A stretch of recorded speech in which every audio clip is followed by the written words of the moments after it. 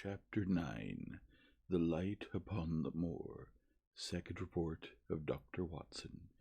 Baskerville Hall, October 15th. My dear Holmes, if I was compelled to leave you without much news during the early days of my mission, you must acknowledge that I am making up for lost time, and that events are now crowding thick and fast upon us. In my last report I ended upon my top note, with Barrymore at the window, and now I have quite a budget already which will, unless I am much mistaken, considerably surprise you. Things have taken a turn which I could not have anticipated.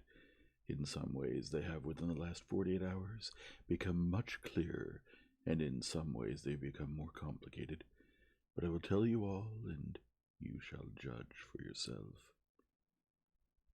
Before breakfast on the morning following my adventure, I went down the corridor and examined the room in which Barrymore had been on the night before.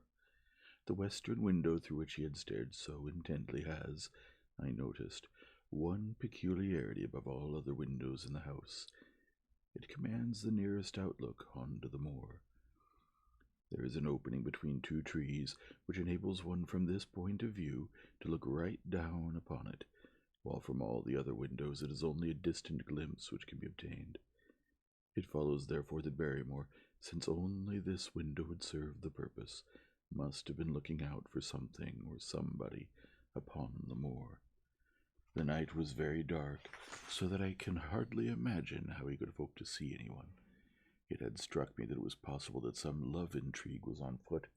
That would have accounted for his stealthy movements, and also for the uneasiness of his wife. The man is a striking-looking fellow, very well equipped to steal the heart of a country girl, so that this theory seemed to have something to support it. That opening of the door which I had heard after I had returned to my room might mean that he had gone out to keep some clandestine appointment. So I reasoned with myself in the morning, and I tell you the direction of my suspicions, however much the result may have shown that they were unfounded. But whatever the true explanation of Barrymore's movements might be, I felt that the responsibility of keeping them to myself until I could explain them was more than I could bear. I had an interview with the baronet in his study after breakfast, and I told him all that I had seen. He was less surprised than I had expected. I knew that Barrymore walked about nights, and I had a mind to speak to him about it, said he.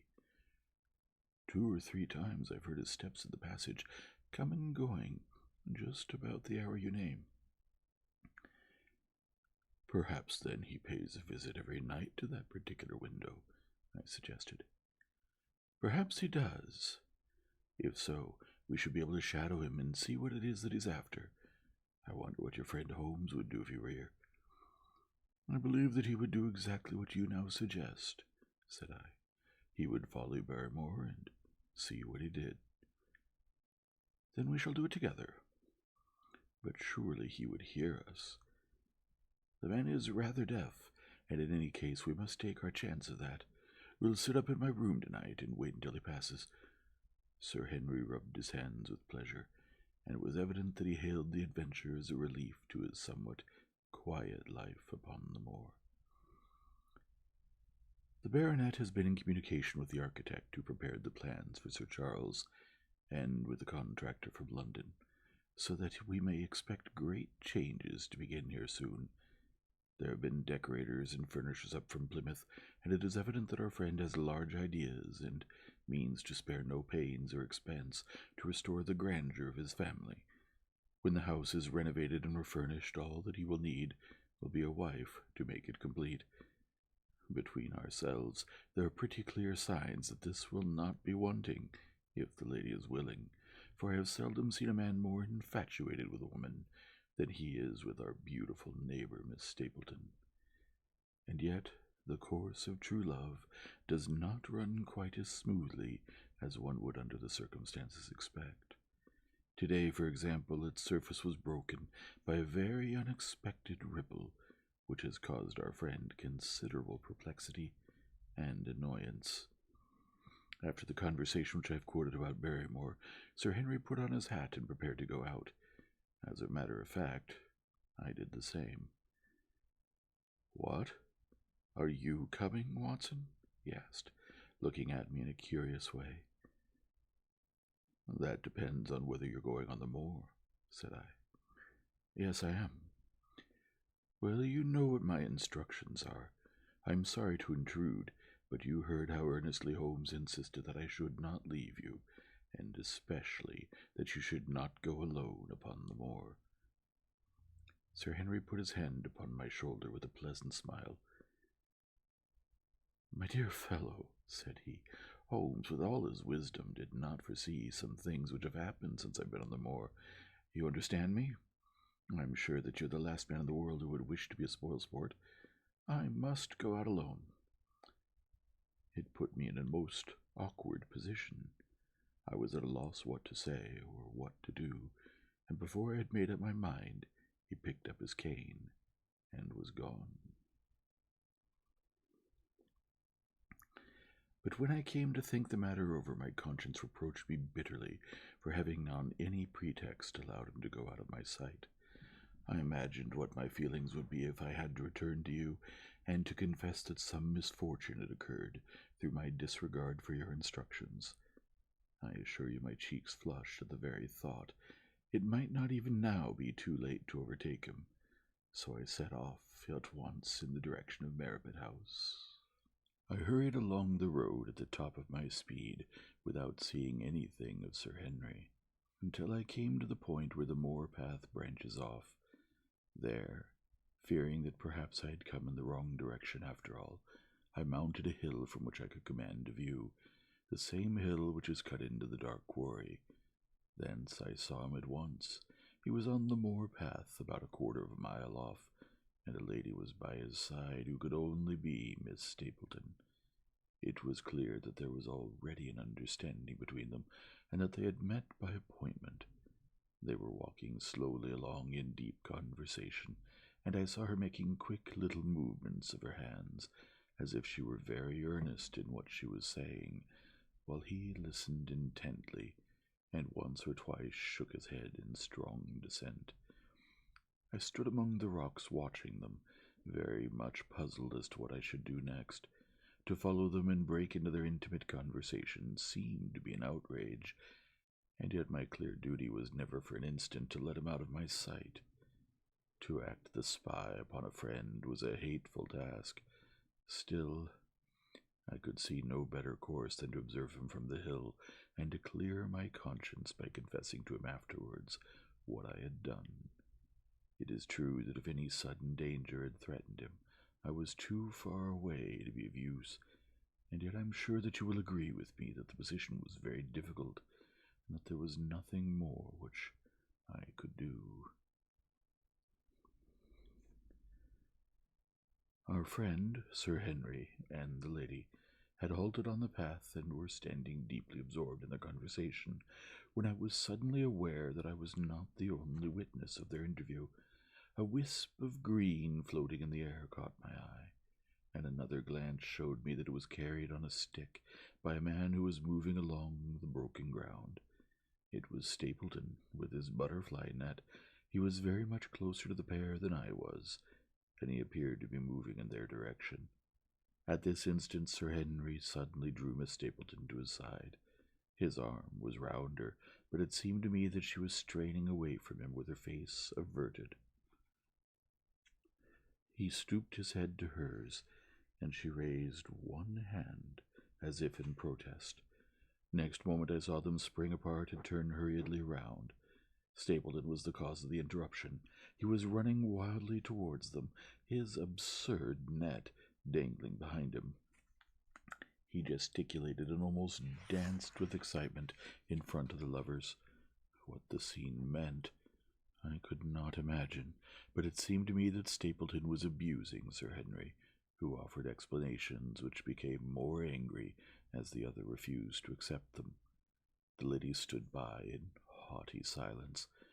Finally Stapleton turned upon his heel and beckoned in a peremptory way to his sister, who, after an irresolute glance at Sir Henry, walked off by the side of her brother. The naturalist's angry gesture showed that the lady was included in his displeasure. The baronet stood for a minute looking after them, and Then he walked slowly back the way that he had come, his head hanging, the very picture of dejection. What all this meant I could not imagine, but I was deeply ashamed to have witnessed so intimate a scene without my friend's knowledge. I ran down the hill, therefore, and met the baronet at the bottom. His face was flushed with anger, his brows were wrinkled, like one who is at his wits' ends what to do. "Hello, Watson. Where have you dropped from?" said he. "You don't mean to say that you came after me in spite of all?" I explained everything to him, how I had found it impossible to remain behind, how I had followed him, and how I had witnessed all that had occurred. For an instant his eyes blazed at me, but my frankness disarmed his anger, and he broke at last into a rather rueful laugh. "You would have thought the middle of that prairie a fairly safe place for a man to be private," said he. "But by thunder, the whole countryside seems to have been out to see me do my wooing, and a mighty poor wooing at that. Where had you engaged a seat?" "I was on that hill." "Quite in the back row, eh? But her brother was well up to the front. Did you see him come out on us?" "Yes, I did." "Did it ever strike you as being crazy, this brother of hers?" "I can't say that he ever did." "I dare say not. I always thought him sane enough until today, but you can take it from me that either he or I ought to be in a straitjacket. What's the matter with me, anyhow? You lived near me for some weeks, Watson. Tell me straight now, is there anything that would prevent me from making a good husband to a woman that I loved?" "I should say not." "He can't object to my worldly position, so it must be myself that he has this down on. What has he against me? I never hurt man or woman in my life that I know of, and yet he would not so much as let me touch the tips of her fingers." "Did he say so?" "That, and a deal more. I tell you, Watson, I've only known her these few weeks, but from the first I just felt that she was made for me, and she, too. She was happy when she was with me, and that I'll swear. There's a light in a woman's eyes that speaks louder than words, but he has never let us get together, and it was only today, for the first time, that I saw a chance of having a few words with her alone.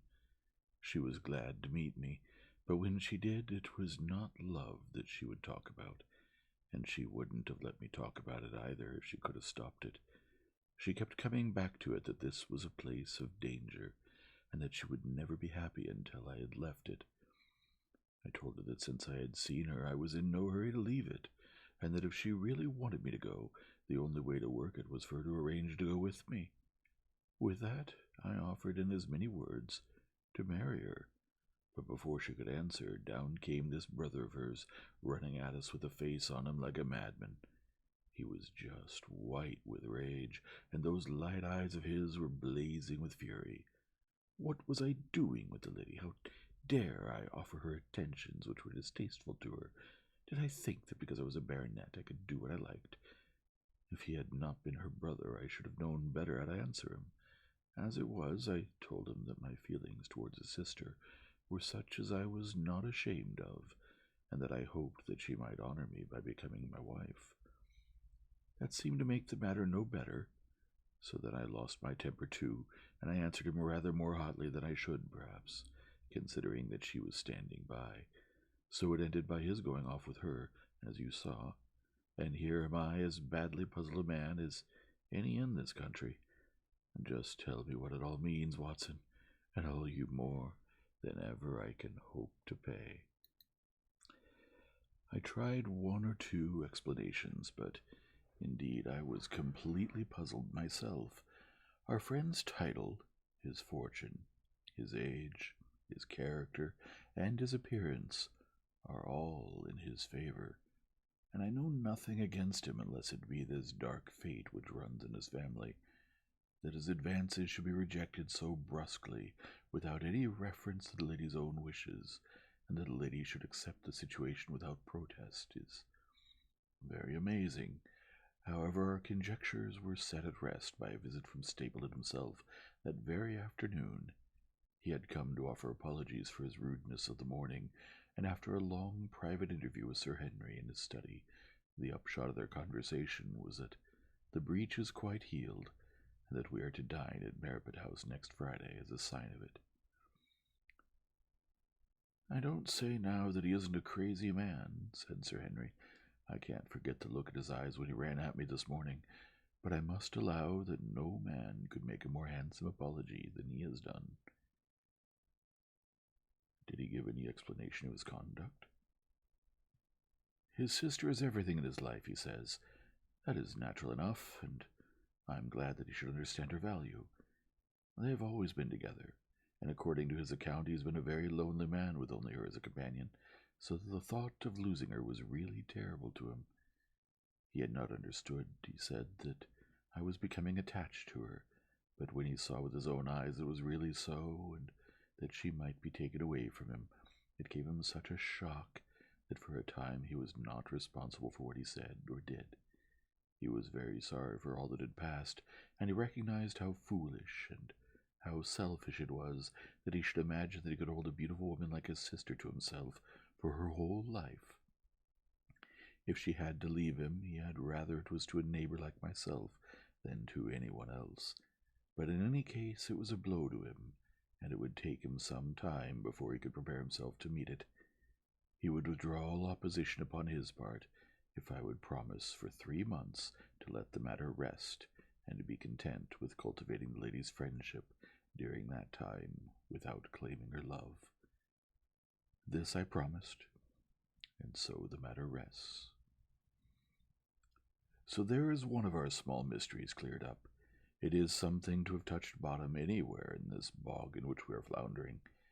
We know now why Stapleton looked with disfavor upon his sister's suitor, even when that suitor was so eligible a one as Sir Henry. And now I pass on to another thread, which I have extricated out of the tangled skein, the mystery of the sobs in the night, of the tear-stained face of Mrs. Barrymore, of the secret journey of the butler to the western lattice window. Congratulate me, my dear Holmes, and tell me that I have not disappointed you as an agent, that you do not regret the confidence which you showed in me when you sent me down. All these things have by one night's work been thoroughly cleared.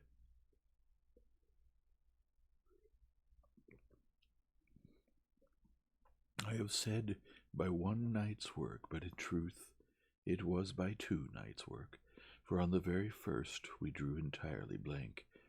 I sat up with Sir Henry in his rooms until nearly 3 o'clock in the morning, but no sound of any sort did we hear, except the chiming clock upon the stairs.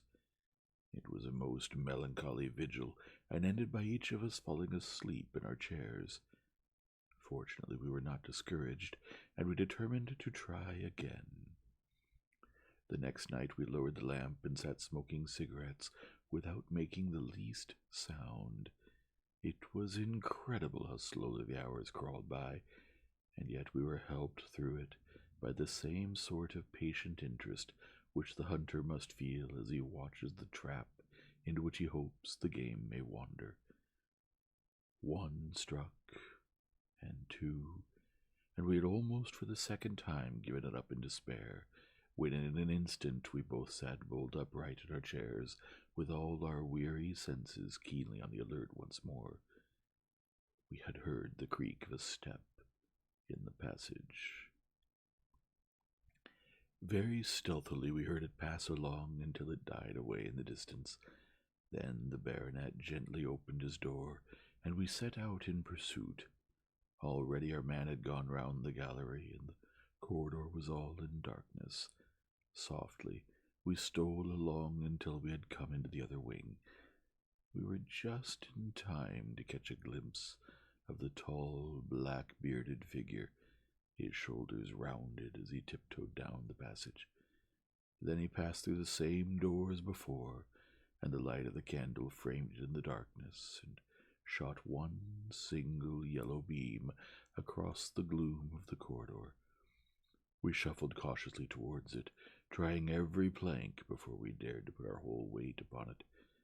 We had taken the precaution of leaving our boots behind us, but even so the old board snapped and creaked beneath our tread. Sometimes it seemed impossible that he should fail to hear our approach. However, the man is, fortunately, rather deaf, and he was entirely preoccupied in that which he was doing. When at last we reached the door and peeped through, we found him crouching at the window, candle in hand, his white, intent face pressed against the pane, exactly as I had seen him 2 nights before.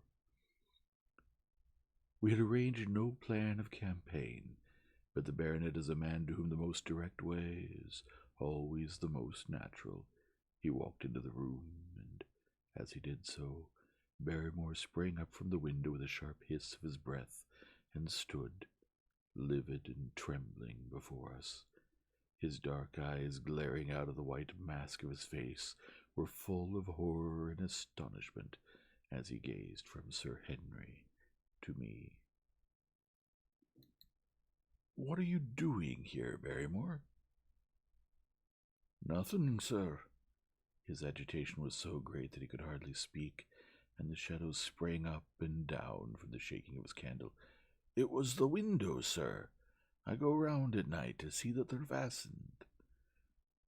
"On the 2nd floor?" "Yes, sir. All the windows." "Look here, Barrymore," said Sir Henry sternly. "We have made up our minds to have the truth out of you, so it will save you trouble to tell it sooner rather than later. Come now, no lies. What were you doing at that window?" The fellow looked at us in a helpless way, and he wrung his hands together like one who was in the last extremity of doubt and misery. "I was doing no harm, sir. I was holding the candle to the window." "And why were you holding a candle to the window?" "Don't ask me, Sir Henry, don't ask me." "I give you my word, sir, that it is not my secret, and that I cannot tell it. If it concerned no one but myself, I would not try to keep it from you." A sudden idea occurred to me, and I took the candle from the window-sill where the butler had placed it. "He must have been holding it as a signal," said I. "Let us see if there is any answer." I held it as he had done, and stared out into the darkness of the night. Vaguely I could discern the black bank of the trees and the lighter expanse of the moor, for the moon was behind the clouds. And then I gave a cry of exultation, for a tiny pinpoint of yellow light had suddenly transfixed the dark veil, and glowing steadily in the center of the black square framed by the window. "There it is," I cried. No, sir, it's nothing at all," the butler broke in. "I assure you, sir." "Move your light across the window, Watson," cried the baronet. "See, the other moves also. Now, you rascal, do you deny that it's a signal? Come, speak up. Who is your confederate out yonder, and what is this conspiracy that's going on?" The man's face became openly defiant. "It is my business and not yours. I'll not tell." "Then you leave my employment right away." "Very good, sir. If I must, I must." "And you go in disgrace. By thunder, you may well be ashamed of yourself. Your family has lived with mine for over 100 years under this roof, and here I find you deep in some dark plot against me." No, sir, no, not against you." It was a woman's voice, and Mrs. Barrymore, paler and more horror-struck than her husband, was standing at the door. Her bulky figure in a shawl and skirt might have been comic were it not for the intensity of feeling upon her face. "We have to go, Eliza. This is the end of it. You can pack our things," said the butler. "Oh, John, have I brought you to this? It's my doing, Sir Henry, all mine. He's done nothing except for my sake, and because I asked him." "Speak out, then.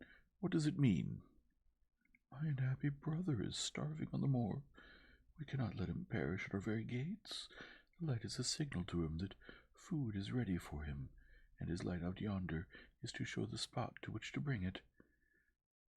Then your brother is the escaped convict, sir. Selden, the criminal. That's the truth, sir, said Barrymore. I said that it was not my secret, and I could not tell it to you, but now that you've heard it, and you will see that if there was a plot, it was not against you. This, then, was the explanation of the stealthy expeditions at night, and the light at the window. Sir Henry and I both stared at the woman in amazement. Was it possible that this stolidly respectable person was of the same blood as one of the most notorious criminals in the country? Yes, sir. My name was Selden, and he is my younger brother. We humored him too much when he was a lad, and gave him his own way in everything, until I came to think that the world was made for his pleasure, and that he could do what he liked in it. Then, as he grew older, he met wicked companions, and the devil entered into him, until he broke my mother's heart, and dragged our name in the dirt. From crime to crime he sank lower and lower, until it was only the mercy of God which has snatched him from the scaffold. But to me, sir, he was always the little curly-headed boy that I had nursed and played with, as an elder sister would. It was why he broke prison, sir. He knew that I was here, that we could not refuse to help him. When he dragged himself here, one night, weary and starving, with the warders hard at his heels, what could we do? We took him in and fed him and cared for him. Then you returned, sir, and my brother thought he would be safer on the moor than anywhere else until the hue and cry was over. So he lay in hiding there. But every second night we made sure if he was still there by putting a light in the window, and if there was an answer, my husband took out some bread and meat to him.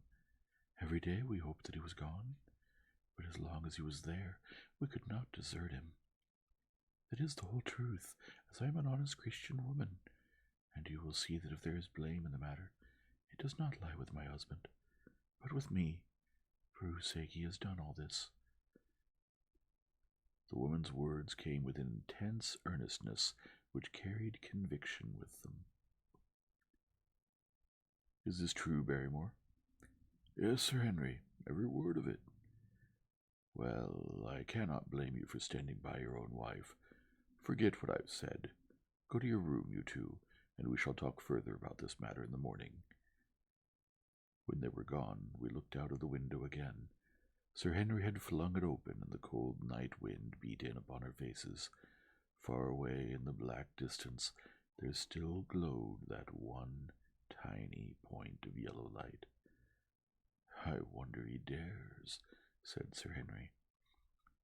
It may be so placed as to be only visible from here. Very likely. How far do you think it is? Out by the cleft tor, I think. Not more than a mile or two off. Hardly that. Well, it could not be far if Barrymore had to carry out the food to it, and he is waiting, this villain, beside that candle. By thunder, Watson, I'm going out to take that man. The same thought had crossed my own mind. It was not as if the Barrymores had taken us into their confidence. Their secret had been forced from them. This man was a danger to the community, an unmitigated scoundrel, for whom there was neither pity nor excuse. We were only doing our duty in taking this chance of putting him back where he could do no harm. With his brutal and violent nature, others would have to pay the price if we held our hands. Any night, for example, our neighbors, the Stapletons, might be attacked by him, and it may have been the thought of this which made Sir Henry so keen upon the adventure. I will come, said I. Then get your revolver and put on your boots. The sooner we start the better, as the villain may put out his light and be off. In 5 minutes we were outside the door and starting upon our expedition. We hurried through the dark shrubbery amid the dull moaning of the autumn wind and the rustle of the falling leaves. The night air was heavy with the smell of damp and decay. Now and again the moon peeped out for an instant, but clouds were driving over the face of the sky, and just as we came out on the moor, a thin rain began to fall. The light still burned steadily in front. I asked. Have a hunting crop? We must close in on him rapidly, for he is said to be a desperate fellow. We shall take him by surprise, and have him at our mercy before he could resist. I say, Watson, said the baronet, what would Holmes say to this? How about that hour of darkness in which the power of evil is exalted? As if in answer to his words, there rose suddenly out of the vast gloom of the moor that strange cry which I had already heard upon the borders of the great Grimpen Mire. It came with the wind through the silence of the night, a long, deep mutter, then a rising howl, and then the sad moan in which it died away. Again and again it sounded, the whole air throbbing with it, strident, wild, and menacing. The baronet caught my sleeve, and his face glimmered white through the darkness. Good heavens! What's that, Watson? I don't know. It's a sound they have on the moor. I heard it once before. It died away, and an absolute silence closed in upon us. We stood straining our ears, but nothing came. Watson, said the baronet, it was the cry of a hound. My blood ran cold in my veins, for there was a break in his voice which told of the sudden horror which had seized him. What do they call this sound? He asked. Who? The folk on the countryside. Oh, they're ignorant people. Why should you mind what they call it?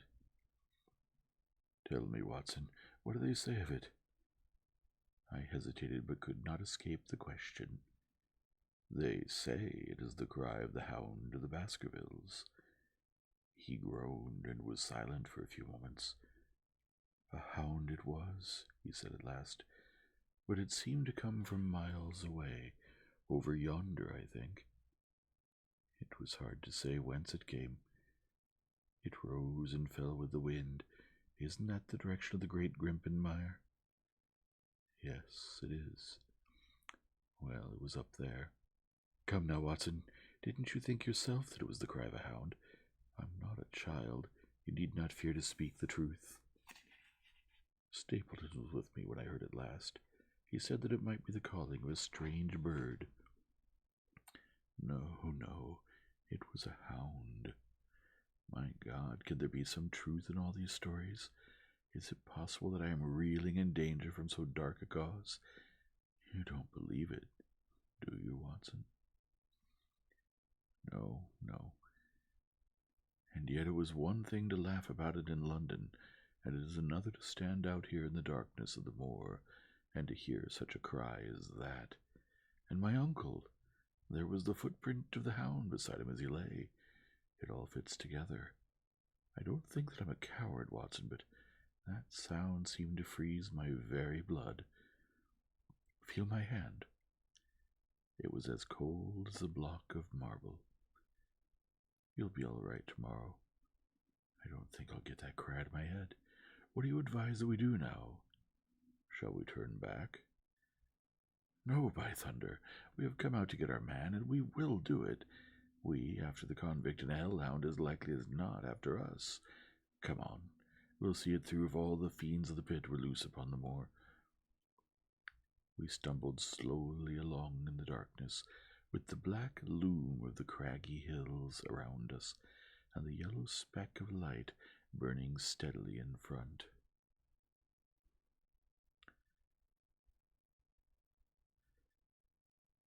There is nothing so deceptive as the distance of a light upon a pitch-black night, and sometimes the glimmer seemed to be far away upon the horizon, and sometimes it might have been within a few yards of us. But at last we could see whence it came, and then we knew that we were indeed very close. A guttering candle was stuck in a crevice of the rocks which flanked it on each side, so as to keep the wind from it, and also to prevent it from being visible, save in the direction of Baskerville Hall. A boulder of granite concealed our approach, and crouching behind it we gazed over it at the signal light. It was strange to see this single candle burning there in the middle of the moor, with no sign of life near it, just the one straight yellow flame and the gleam of the rock on each side of it. "What shall we do now?" whispered Sir Henry. "Wait here. He must be near his light. Let us see if we get a glimpse of him." The words were hardly out of my mouth when we both saw him. Over the rocks, in the crevice of which the candle burned, there was thrust out an evil yellow face, a terrible animal face, all seamed and scored with vile passions, foul with mire, with a bristling beard, and hung with matted hair. It might well have belonged to one of those old savages who dwelt in the burrows on the hillsides. The light beneath him was reflected in his small, cunning eyes, which peered fiercely to right and left through the darkness, like a crafty and savage animal who has heard the steps of the hunters. Something had evidently aroused his suspicions. It may have been that Barrymore had some private signal which we had neglected to give, or the fellow may have had some other reason for thinking that all was not well, but I could read his fears upon his wicked face. Any instant he might dash out the light and vanish in the darkness. I sprang forward, therefore, and Sir Henry did the same. At the same moment the convict screamed out a curse at us, and hurled a rock which splintered up against the boulder which had sheltered us. I caught one glimpse of his short, squat, strongly built figure as he sprang to his feet and turned to run. At the same moment, by a lucky chance, the moon broke through the clouds. We rushed over the brow of the hill, and there was our man running with great speed down the other side, springing over the stones in his way with the activity of a mountain goat. A lucky long shot of my revolver might have crippled him, but I had brought it only to defend myself if attacked, and not to shoot an unarmed man who was running away. We were both swift runners and in fairly good training, but we soon found that we had no chance of overtaking him. We saw him for a long time in the moonlight, until it was only a small speck moving swiftly among the boulders upon the side of a distant hill. We ran and ran until we were completely blown, but the space between us grew ever wider. Finally we stopped and sat, panting on two rocks, while we watched him disappearing in the distance. And it was at this moment that there occurred a most strange and unexpected thing. We had risen from our rocks and were turning to go home, having abandoned the hopeless chase. The moon was low upon the right, and the jagged pinnacle of a granite tor stood up against the lower curve of its silver disk.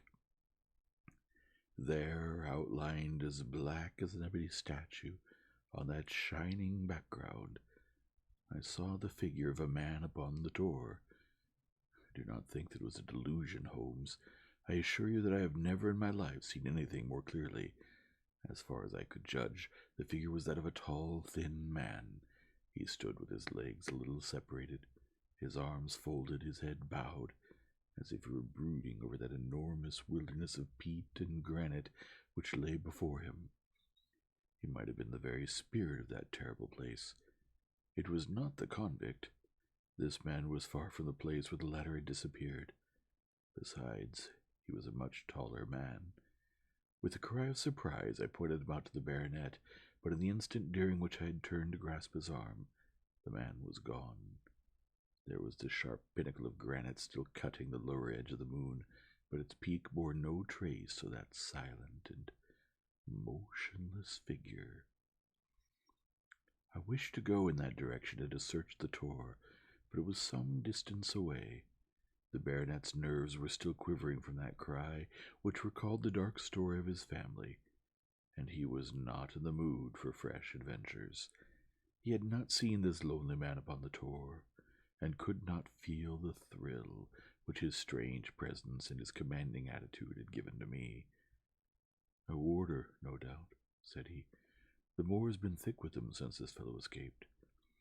Well, perhaps his explanation may be the right one, but I should like to have some further proof of it. Today we mean to communicate to the Princetown people where they should look for their missing man, but it is hard lines that we've not actually had the triumph of bringing him back as our prisoner. Such are the adventures of last night, and You must acknowledge, my dear Holmes, that I have done you very well in the matter of a report. Much of what I tell you is no doubt quite irrelevant, but still I feel that it is best that I should let you have all the facts, and leave you to select for yourself those which will be of most service to you in helping you to your conclusions. We are certainly making some progress. So far as the Barrymores go, we have found the motive of their actions, and that has cleared up the situation very much. But the moor with its mysteries and its strange inhabitants remains as inscrutable as ever. Perhaps in my next I may be able to throw some light upon this also. Best of all would it be if you could come down to us. In any case, you will hear from me again in the course of the next few days.